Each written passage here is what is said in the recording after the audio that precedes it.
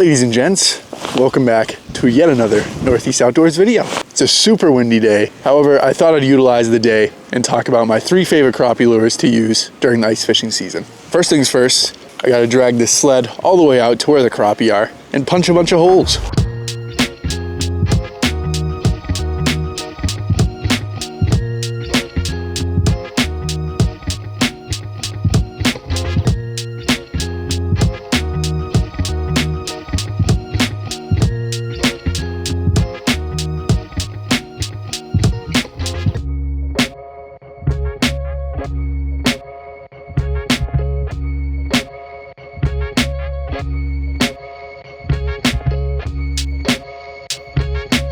Now, I've got all my holes drilled. You can see this extensive lane behind me. Gonna be doing a bit of hole hopping today. Gonna try and find some different schools of fish and show off some of the lures I like to use. But number 3 on this list is gonna be the rattling spoon. Now, I'm gonna do this judged based off the lure alone. I'm not gonna do it judged based off tipping it with shiners or whatnot. I will say this is a great bait if you just want to dead stick an extra rod and put like a shiner head on one of the treble hooks. That works pretty well. The plain spoon by itself, it's not my first choice. There are some instances where it'll work better than other choices though. For example, if you're using a smaller lure and they're being finicky with it, a lot of people want to size down when they're being finicky, but sometimes if you size up, give them something a bit bigger, it's kind of like eating one big meal all at once, and that'll make them aggressive sometimes. So there are cases where I'll choose a spoon over other things, but I'm gonna go find some fish, put some topside and show you how this thing works. Here comes a fish. Coming to check out the spoon. Good God. This wind really does not want me to catch this fish. Here's a couple fish, I think. Yep. There we go. Got one. Not huge. Little crappie right there. Took a little finagling. There's fish number 1. Nice golden little slab right there. I'm not gonna keep him out too long because it's freezing. I don't want him to freeze. He was a little more finicky. Just had to keep it jiggling right in his face. Very light bite though.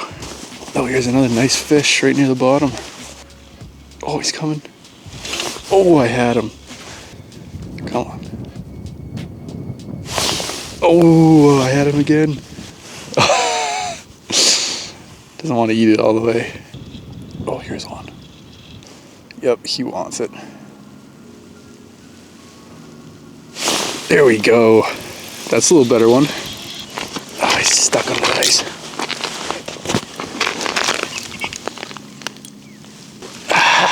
There we go.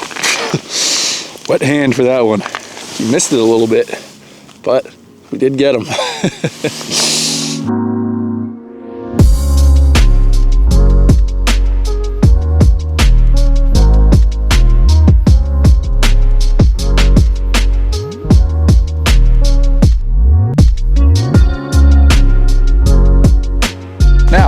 Lure number 2 is going to be any small Rapala rattle trap style bait.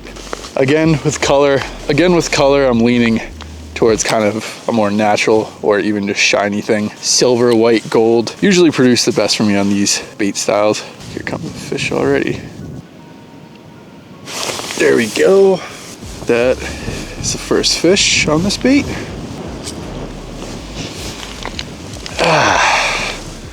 Typical size on the rattle trap. Just got the edge of that hook. Pretty little fish though. Oh, I got quite a few of them bombing up for me right now. There's one huge one that I would very much like.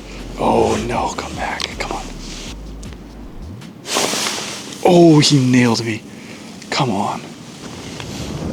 Dang, I got whacked on that one. Got a couple bombing up for me now. Well, they're starting to get quite finicky, so I'm going to switch to my top lure. This is what I typically do. I'll start with this rattle trap, then I'll go to this next lure that I'm about to throw on. Now this is just your classic tungsten jig with the soft plastic trailer. This is a pretty broad spectrum of lure. I've caught by far the most fish on tungsten jigs with little soft plastics on them. I just don't really think they're beatable. They can imitate such a wide variety of forage, and it's a bit more finessey, which in general I usually find you'll get more fish using finesse stuff. That even goes for open water. Now, that fish vanished on me while I was going to get my other setup. So gonna hop a couple more holes, see if I can find another group of them, put the beat down on them. Here's a fish. Oh, there's a couple fish. I want one of the bigger ones. Come on. There's one. There's like 4 or 5 fish right here. Let's see if I can bang these guys out. Smaller one, nothing crazy. Took that jig though. You know, they don't really like when you pull up their friend and send them swimming back down as fast as you can. Seems to make them all run away. I'm fishing this thing just like you would, like a rip and wrap. Kind of just jig it until I see a mark. Then I reel it above the mark if it's above me, or if it's below me, I'll keep going. And I'll wait until they kind of start chasing. Then I'll really slowly lift it so it kind of seems like a bait fish that's running away. That usually seems to work in my favor. Now, the plastics I use the most, I think they're called Wiggles from Roadside Minnows. It's like an earthworm color. Find myself resorting to these things very frequently. They catch them when they're finicky, catch them when they're not finicky, and everything in between. I use these for pretty much any panfish. Catches everything from perch to crappie to white perch. I've caught plenty of bass on these things. Good bait to leave on your rod, and you'll know it'll catch whatever you need it to.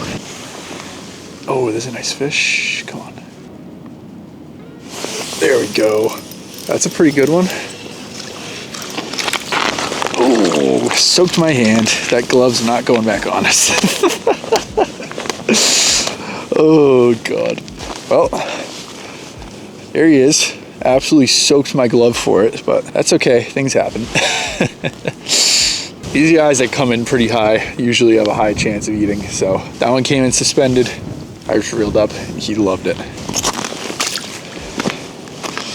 That's gonna be it for today's video. Crappie always take a little bit of figuring out, but usually they aren't too finicky. And if they are finicky, a tungsten jig will usually get it done. But I appreciate you guys watching today's video. If you liked it, make sure to leave me a like. And if you're new here, make sure to subscribe, keep up with the rest of the content. And as always, I'll be seeing you guys on the next one.